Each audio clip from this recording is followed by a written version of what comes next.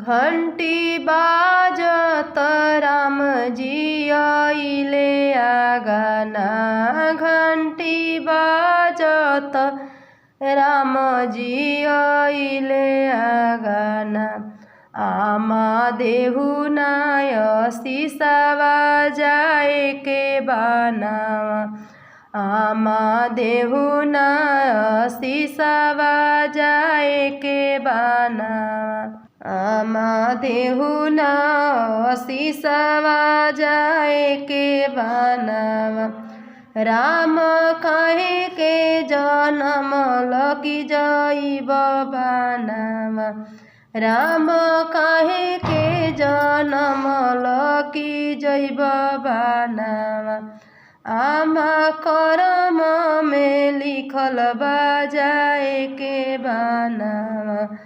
आमा करम में लिखल बा जाए के बनावा। घंटी बाजत राम जी आइले आंगना। घंटी बाजत राम जी आइले आंगना। आमा देहु नाय सीसावा जाए के बनावा। राम कहे के जनम लकी जैब बनावा। राम कहे के जनम लकी जैब बनावा। हमार अयोध्या नगरिया सुना सुन लगी है। हमार अयोध्या नगरिया सुना सुन लगी है। आमा रावण के मारे खातिर जाइबी बनावा। आमा तड़िका के मारे खातिर जाइबी बनावा। आमा करम में लिखल बा जाए के बनावा। आमा करम में लिखल बा जाए के बनावा। घंटी बाजत राम जी आइले आंगना। घंटी बाजत राम जी आइले आंगना।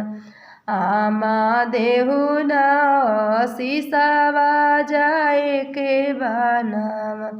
राम कहे के जनम लकी जैब बनावा। राम कहे के जनम लकी जैब बनावा।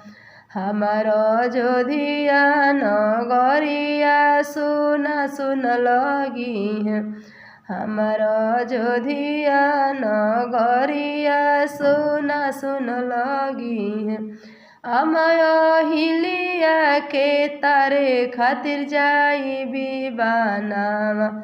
आमा सेवरी के तारे खातिर जाइबी बनावा। आमा करम में लिखल बा जाए के बनावा। आमा करम में लिखल बा जाए के बनावा।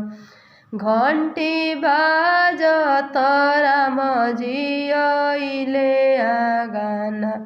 घंटी बाजत राम जी आइले आंगना। आमा देहु नाय सीसावा जाए के बनावा। आमा देहु नाय सीसावा जाए के बनावा। अगर हमार वीडियो अच्छा लगी तो एक लाइक ज़रूर करो जा। जय जय श्री राम। हर हर महादेव।